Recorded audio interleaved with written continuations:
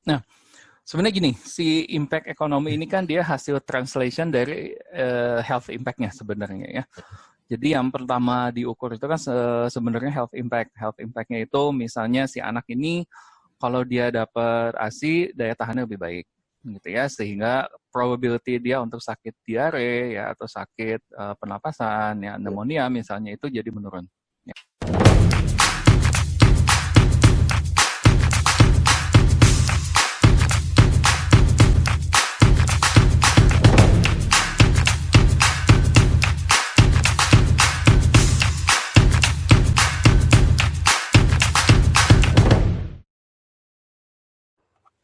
Halo Kang Adi, apa kabarnya nih? Jumpa lama nih, nggak jumpa nih Pak Kang Adi nih. Gimana kabarnya keluarga El sama Abel, Kang? Alhamdulillah baik ya, baik. Masih Baik. tegang-tegang karena melahirkan sekarang tuh nggak enak ya di tengah COVID ya. Iya nih. Tapi Kang Adi udah nih, open house tanda kutip nih, buat Nggak, belum, belum, belum berani ya, belum berani. belum berani. Oke Kang, ini Kang Adi ini nih, buat ke sama Korea, Kang Adi ini salah satu kepala ya, para CDS-nya nih, CDS Unpad, lembaga penelitian. Jadi saya kenal Kang Adi ini udah lama sebenarnya Kang ya, dari Sekprodi kayaknya nih Kang Adi nih. Sama Kang Adi Tahun berapa tuh? berapa tuh ya? 2000 berapa nggak tahu Kang Adi. Sampai akhirnya jadi Kaprodi dan sekarang kepala CDS sampai sekarang udah berubah baik. Oke Kang, saya pengen tanya nih Kang sebenarnya sebelum masuk ke topik kita tentang ASI. Ya kan Kang Adi dulunya kan S1 Ekonomi Pembangunan. Terus Ya. S2-nya itu ngambil kesehatan. Kenapa sih Kang ngambil kesehatan? Kenapa kan orang mungkin masyarakat ngeliatnya atau mahasiswa pada umumnya nggak tuh moneter kayak gitu ya atau yang pembangunan kemiskinan, kenapa kesehatan Kang? Waduh, ini ceritanya rada menyedihkan sebenarnya. Menyedihkan dalam artian bukan role model yang baik ya saya ini. Jadi dulu pas cerita dikit ya, Aat ya. Jadi waktu dulu pas S1 itu sebenarnya saya kan bukan mahasiswa yang baik lah ya di ilmu ekonomi ini.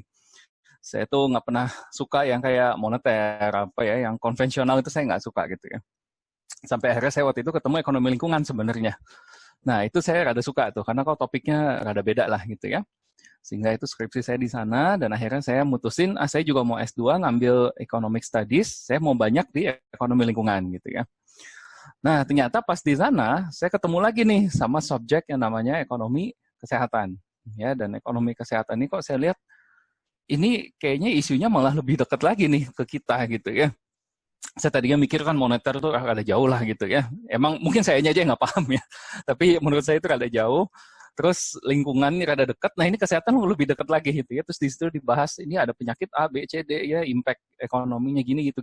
Dan saya akhirnya mulai, kayaknya ini buat saya lebih seru gitu ya ketimbang si ekonomi lingkungan. Akhirnya saya banting setir tuh di sana. Saya belok ke ekonomi kesehatan. Dan saya juga tahu di Indonesia kebetulan masih rada jarang ya. Waktu itu saya ambil tahun 2008-an lah. Waktu itu masih belum terlalu banyak lah ya, yang mungkin Aat juga tahu yang prominent health economist itu kan ada Pak Asko Badgani misalnya itu ya. Nah saya juga berguru sama beliau, tapi itu masih dikit lah, yang muda-mudanya itu nggak banyak aja health economist itu ya. Waktu itu saya masih muda ya.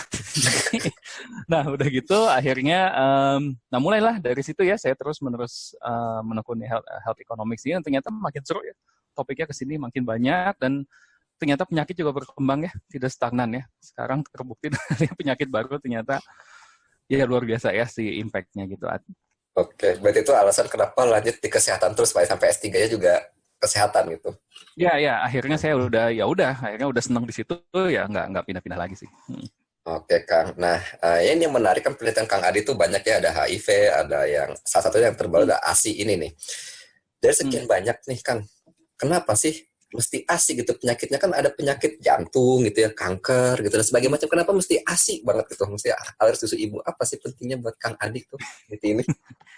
Ini juga, ini hidup saya tuh penuh banyak dengan kebetulan ya, Ate sebenarnya. Jadi awalnya tuh saya emang fokusnya kan di HIV ya, Ate juga tahu lah waktu itu pernah ikut ya, kita penelitian bareng.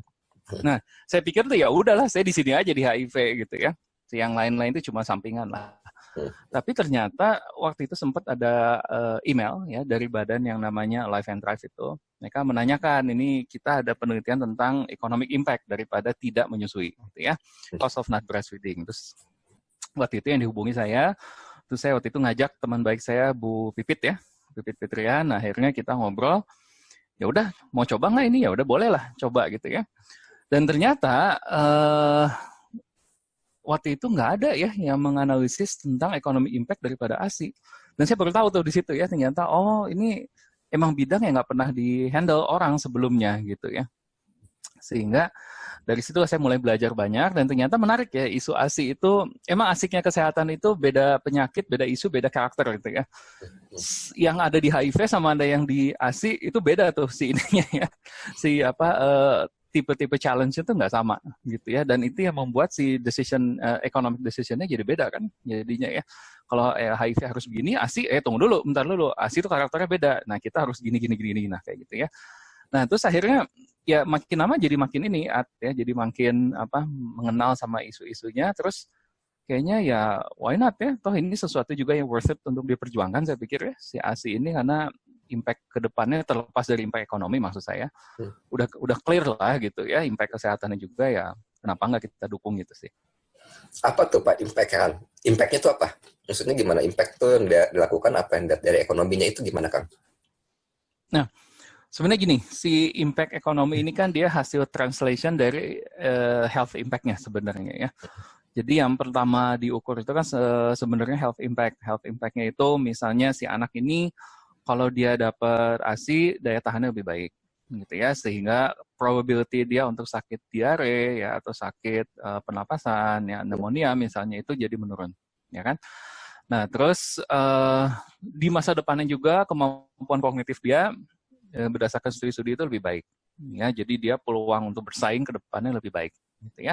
Jadi peluang dapat income lebih tinggi juga lebih besar. Nah, gitulah. Itu impact yang paling dekat. Sebenarnya ada impact-impact lain ya, kayak ada diabetes, jantung, apa segala macam, itu ada turunannya ke sana sebenarnya ya. Tapi kita belum nyampe ke situ. Mungkin next step-nya bakal ngarah ke sana gitu ya. Oh, jadi iya ya, gimana? Iya, nggak apa-apa Kang, lanjutnya Kang. Oh iya ya. Nah, jadi lanjutnya dari situ baru kita translate ke economics-nya ya. Karena setiap isu kesehatan itu pasti akan punya economic impact. Ya, kayak tadi sakit diare, emang diare gratis? Enggak kan? Kita diare harus bayar fasilitas kesehatan, ya, bayar dokternya, obat, apa segala macam. Itu baru satu. Yang kedua, kita datang ke klinik itu untuk berobat karena diare, ada waktu terbuang di sana, gitu ya. Misalnya Aat, kalau nggak diare, mestinya bisa ngapain kayak gitu di rumah kan? Mungkin meneliti, atau apply project, apa gitu kan. Tapi gak diare harus ke sana. Hilang tuh waktu ya, terbuang kan. Nah, terus belum lagi ngantri, belum lagi ini, itu segala macam ya. Nah, semua itu tuh ada ongkosnya gitu. Nah, sekarang Aat tinggal bayangkan, itu satu kasus. Ya, kasus ini dikali ribuan sekarang gitu, yang terjadi di Indonesia ini, gara-gara hanya nggak ada ASI. Ya. Jadi, sehingga economic impact-nya itu udah clear. Ya, ada dari penyakit, terus ada juga tadi yang ini, cognitive loss itu. Jadi ke depannya kemampuan bersaing dia menurun, kemampuan dia mendapat income juga menurun. Nah, itu tuh impact yang mengerikan dari ASI sebenarnya ya. Mengerikan dalam artian kalau nggak benar ngasihnya, ini impact tuh yang nggak bisa diputar balik gitu. Ya, nggak bisa diputar balik. Kejadian dia nanti 20-30 tahun ke depan mungkin di saat si bayi ini bersaing dengan dunia lah gitu ya. Itu tuh nggak bisa, dia udah kalah set aja di situ gitu ya. Betul, bukan satu-satunya faktor gitu ya. Masa sih gagal ASI ini terus dia udah hancur hidupnya? Benar enggak juga gitu ya. Faktor kan ada banyak. Tapi ASI ini kan salah satu yang cukup penting. Dan mudah sebenarnya gitu ya. Mudah dalam artian kalau semua challenge-challenge ini di-address, ya nanti mungkin kita bahas ya challenge-nya apa. Itu gampang banget sebenarnya prosedur ASI itu gitu ya. SOP-nya jelas, itu maksud saya loh. SOP-nya jelas. Cuma karena ada faktor ini itu jadi ya gitu deh. Banyak tantangannya gitu jadinya ya. Oke. Pak, Kang, saya mau nanya. Ya. ASI itu kan yang tadi udah dijelasin tuh penting banget ngelihatnya, kayak dari kognitifnya itu juga bisa berpengaruh ke masa depannya kan. Apalagi sekarang kita kan ngadapin bonus demografi di beberapa tahun ke depan itu. Nah, itu kira-kira gimana? Sedangkan kalau sekarang kita melihat itu kayak yang Kang Adi tadi bilang tuh masih sedikit gitu yang ngegarap tentang ASI ini gitu. Kira-kira kenapa pendidikan tentang ASI itu masih sangat kurang, padahal dampaknya itu gede banget di kedepannya gitu. Gini, sebenarnya kalau dibilang kurang tuh enggak ya, karena saya yakin kalau masalah informasi ya terkait ASI-nya tuh udah banyak sebenarnya ya. Karena itu lahirnya dari kesehatan duluan kan, jadi kalau dari kesehatan pasti udah banyak ya informasi tentang pentingnya ASI apa segala macam. Tapi challenge-nya juga nggak kalah kuat gitu loh masalahnya ya. Jadi itu yang tadi saya bilang, SOP-nya secara health udah jelas ya. Misalnya setelah bayi lahir diusahakan harus inisiasi dini gitu ya, inisiasi dini. Jadi langsung ya si bayi begitu lahir langsung dapat ASI dari ibunya. Itu satu. Terus langkah yang kedua ialah dapat ASI eksklusif ya kan selama 6 bulan gitu. Full ya, itu nggak boleh dikasih apapun lagi, hanya ASI aja. Nah, yang ketiga ialah kalau bisa setelah 6 bulan ini, tentu dia harus makan ASI plus makanan lain, tapi kalau bisa sampai 2 tahun, itu diterusin. Ya, 2 tahun lah kalau mau lepas benar-benar dari ASI itu setelah 2 tahun itu maksudnya. Itu SOP itu udah jelas sebenarnya ya. Walaupun mungkin orang-orang tahunya sampai ASI eksklusif biasanya, ya 6 bulan. Yang 2 tahun ini jarang yang tahu. Tapi terlepas dari itu, ada challenge lain yang juga selalu berputar gitu, yang dia menghalangi pemberian ASI secara baik ini. Ya, saya tidak bicara tantangan medis. Kalau tantangan medis itu beda cerita. Misalnya, kalau tadi Aat bilang tentang HIV ya, ibu yang HIV positif itu harus hati-hati ngasih ASI-nya. Ya, saya lupa apakah bisa atau enggak. Kalau nggak salah bisa sih kalau ibunya minum obat. Tapi itu another discussion dan harus hati-hati banget. Tapi itu kan kendala medis yang memang di luar ini ya, maksudnya itu challenge yang ya kita mau gimana lagi gitu ya. Tapi ada challenge lain yang menarik. Misalnya si ibunya nggak mau bentuk tubuhnya rusak. Nah, itu kan bisa dikontrol banget itu mah gitu ya. Tapi itu ada tantangan ini gitu ya. Terus ada secara culture, nggak semua tempat, tapi ada culture yang masih memandang ASI nggak cukup. Ya, sehingga harus dikasih pisang lah, inilah, itulah. Gitu ya. Nah, itu kan sangat terkontrol sebenarnya. Tapi itu jadi tantangan besar karena itu culture. Ya, sehingga akhirnya dikasihlah pisang ini segala macam ya bubar si eksklusifnya gitu ya. Nah, terus ada challenge yang lain, lactation room-nya nggak ada. Ya, di berbagai tempat itu mungkin yang paling bagus di mall ya kayaknya. Lactation room itu bagus-bagus di mall atau dinas kesehatan atau Kemenkes gitu-gitu. Tapi kantor lain coba cek deh. Kalau nggak di musola ya, kalau nggak di ruangannya sendiri gitu ya, dia bakal mungkin pompa AC dan sebagainya. Tapi ada challenge lagi yang paling ternyuh, yang bikin saya ternyuh itu ialah trade-off antara income dengan ASI. Itu paling sedih loh. Ya. Waktu itu di lapangan juga kita menemukan, mau nggak nih kalau misalnya si cuti melahirkannya, kan sekarang 3 bulan, kita panjangin nih sampai 6 bulan, jadi bisa full ASI eksklusif. Ada yang keberatan ya, ibu itu karena dia berpikir, kalau saya lama cuti melahirkan, saya nggak akan dapat tunjangan gitu ya. Itu sedih sebenarnya saya dengarnya. Saya nggak bisa juga bilang, wah ibu gimana sih? Nggak bisa, karena saya nggak ada di posisi si ibu itu kan. Saya mungkin income itu buat dia sangat hidup matinya keluarga dia gitu ya. Jadi dia harus trade off antara itu dengan ASI anaknya, itu kan sedih sebenarnya ya. Hal-hal itu yang mestinya, sebenarnya kekhawatiran itu tuh mestinya dicabut gitu dari si ibu-ibu ini ya. Biar mereka nggak, pas ASI-nya nggak bingung gitu ya. Nah, tapi kayak gitu ya. Jadi sebenarnya education-nya udah cukup banyak, tapi mungkin challenge-nya ini juga banyak gitu ya. SOP-nya udah clear aja, ya. SOP-nya udah clear. Tapi karena challenge-nya banyak jadi kabur. Mirip sama HIV sebenarnya, ya. Yeah. HIV itu kan SOP-nya udah clear. Kalau sakit minum obat ini segala macam udah ada ya. Tapi kan tahu sendiri tantangan sosialnya kan bikin itu jadi berantakan toh semuanya ya. Nah, kurang lebih gitulah. Ya. Ya, sangat challenge sekali ya, Kang ya. Kalau misalkan HIV itu kadang-kala orang harus pakai, mohon maaf, kondom. Jadi mereka pakai kondom kan susah juga gitu ya challenge-nya. Oke. Selanjutnya nih Kang, apa nih misalkan kadang-kala kan tadi ada ruangan ya, ruangan itu apakah ada gitu ya, misalkan Kang Adi apakah sudah ada sih peraturan pemerintah mungkin yang harus menyediakan ruangan, karena kan Kang ya tempat saya kerja gitu ya, tempat saya kerja juga hampir tidak ada ruang menyusui yang yang standar gitu ya, artinya paling juga entah di pantry kan, entah di ruangannya persis gitu ya. Dan dari pengalaman Kang Adi nih, mungkin nggak sih ada pemerintah mungkin sudah buat regulasi atau segala macam atau standar yang mungkin setahunya Kang Adi aja? Ada, ya saya lupa aturannya nomor berapa, tapi ada. Jadi Indonesia tuh ya soal aturan ASI mah lengkap, bagus aturannya semuanya, tapi mungkin challenge kita itu kan selalu penerapannya. Nah, penerapan ini emang beda cerita ya. Jadi kadang-kadang juga nggak semua tempat itu punya ya lactation room ya. Saya sepakat sekali dengan AA tadi ya. Pada akhirnya ibu-ibu ini akan bersembunyi-sembunyi cari tempat yang ya dia ambil, pokoknya mungkin nggak banyak orang kesini gitu ya. Saya akan menyusui di sana gitu.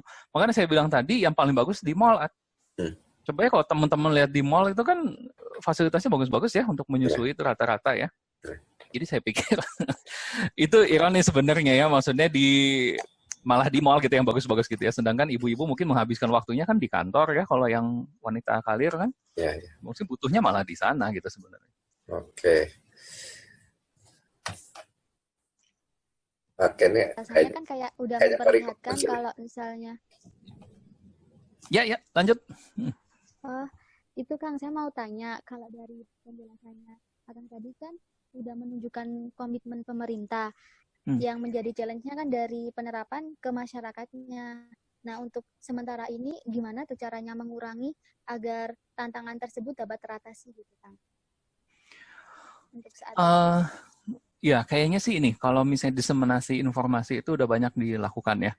Itu kayak puskesmas, segala macam dinas itu kayaknya udah, mereka juga berusaha habis-habisan ke sana lah arahnya ya. Cuma memang tadi ya jadi gini, saya pernah waktu itu dikasih pengetahuan ya sama teman saya dari public health, Pak Dr. Denny Sunjaya, mungkin Aat juga tahu ya. Nah, beliau itu bilang ke saya, katanya jadi antara sosialisasi sama diseminasi informasi itu beda. Ya, selama ini orang itu selalu bilang sosialisasi, padahal sosialisasi itu harus selalu terus dikawal sampai perubahan perilaku. Itu sosialisasi, dia bilang. Kalau misalnya kita cuma datang, terus kita ngasih informasi, gitu ya, ASI itu penting gini, gitu ya. Tapi terus kita tinggal, itu diseminasi informasi namanya, gitu. Nah, kayaknya sekarang ya banyak dilakukan sebenarnya diseminasi informasi. Ya, tapi pengawalan sampai perilakunya berubah, mungkin nggak ada resource-nya juga kalau saya pikir. Untuk sampai ke sana itu challenge berat itu ya.